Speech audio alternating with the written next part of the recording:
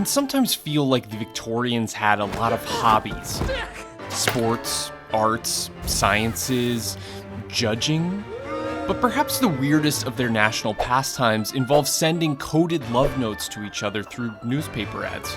Yes, that's right, the thing you thought was just fiction in Enola Holmes is actually real. And we're really going to decipher some Victorian love letters right now.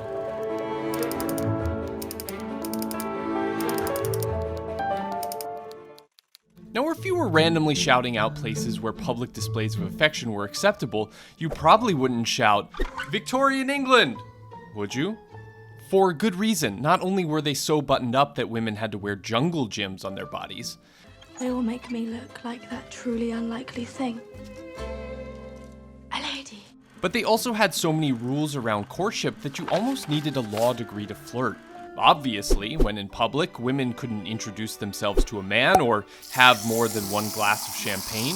But naturally, contact in close quarters, such as carriages, was heavily regulated too, and mostly forbidden without family to chaperone. And then there was just strange stuff, like a woman could only give a man a handmade gift. That's not on my wish list. So, given all that social distancing... Hello. Please get out of this carriage. Maybe it's not surprising that Victorian lovers invented really roundabout methods of flirting. They put pickup lines on calling cards and created a silent language of flirtation with personal fans, like they were sailors using semaphore. But my favorite example is still their habit of sending love letters to each other through newspaper ads. It's a section of the paper with a memorable name, the agony column. But, aha, you might be tempted to think that this was buried somewhere in the back of the paper. I thought that, and I couldn't find them for the longest time. Because they're often on the front page, at the top of the Times, the Evening Standard, the Morning Post. That's how big it was. Queen Victoria herself was rumored to read them, and even the fictional Sherlock Holmes kept up with agony columns like they were reality TV or something, which they kind of were. I think it was so popular because it was this messy outburst from an otherwise repressed society. There was love and longing on full display. Someday the toast will come true, and I want you to come to me with a perfect love that casteth out fear. Thine only and always, Violets. There was sadness and saltiness. What I told you is the truth. Very miserable without you. Write fully next time. And then there were these intense personal dramas that play out in a newspaper, remember? My deep love you know, and what a fearful trial this separation has been to both, and to greet only as friends instead of speaking all the heart's deep love and devotion seems almost impossible. Are they gonna get back together? He'll be fine. But because this was Victorian England, lovers still took measures to conceal their identities. It's a necessary distraction. Usually that meant a short cryptic message like, whatever this one means, it's not an address in London, we checked.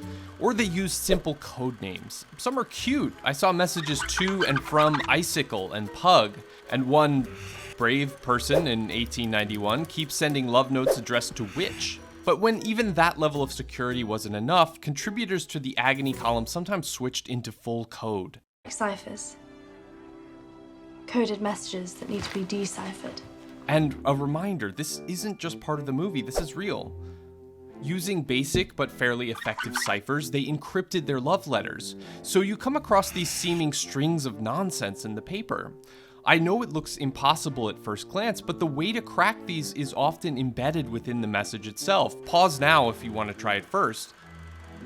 Okay, there's a huge giveaway in this. The word 1 is the key to the cipher. It's telling the decryptor that each letter has been shifted one letter up in the alphabet, although strangely Z is pulling double duty here as Y and A.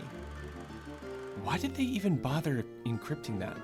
But even without a blatant key, you can still solve many of these mysteries by looking at both letter frequency and letter usage. See, the English language uses certain letters a lot more than others, like E is everywhere. I mean, look at the word everywhere. So if you have a repeating letter in your code, it's more likely to translate to an E, T, A, I, etc. What's more, we use certain letters in identifiable ways. One-letter-long words probably give you I or A. If you see an apostrophe, there's more likely an S, T, or L lurking somewhere nearby, and our language is full of the same 2- and 3-letter words. It, be, the. Me too. Yep, that's right. So simple ciphers like the ancient Caesar cipher where letters are shifted, or a simple substitution cipher where letters are scrambled, can't completely hide the built-in patterns in our language. They just swap out letters, so voila. I know jujitsu. It's a martial art. And that breakability was unfortunate for the lovesick coders who frequented the agony column because spectators really seemed to relish breaking their codes and publishing their messages for everyone to see. Even professional cryptographers like Sir Charles Wheatstone were known to drop into a pair's conversation using their code to tell them to slow down. It's like prudish Victorian England just couldn't help themselves around young lovers.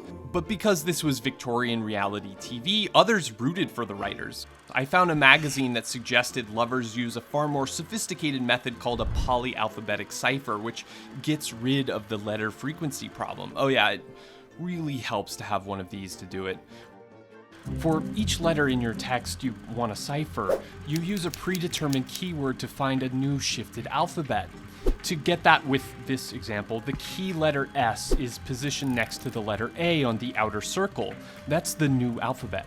That means that the I on the outer circle, the plaintext letter we want to encode, matches up with the inner A, so A is the cipher letter. I know this seems impossible, but you can see why it'd be hard to break, right?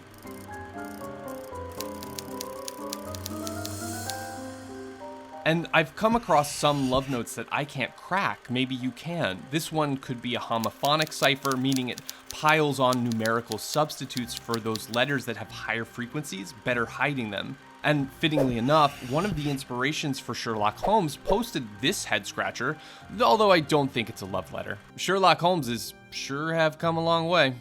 But what about our detective? Unsurprisingly, she surprised me. What she creates for her mom is a transposition cipher, a word scramble. It's different from what we've been doing, because instead of substituting characters and keeping the order, you keep the characters and change the order. So I need to make it most devious. On its own, it could be broken, but you can combine it with other ciphers like the book cipher that Enola and her mom use. But maybe the greatest thing about the strange pastime of the agony column is that you didn't have to be a detective or a cipher to use it. All you needed was a huge crush, a brain, and enough money to pay the fee. And you don't have to be a Victorian to enjoy it. You can go read all these right now. We'll give you some resources after the credits. Until then, Oest. Cheers. But the agony column is not the only way that Enola Holmes mirrors real-life Victorian England. This is no joke. Apparently, lady bicyclist detectives were so numerous they were advertised in the paper. My life is my own. With some help from history.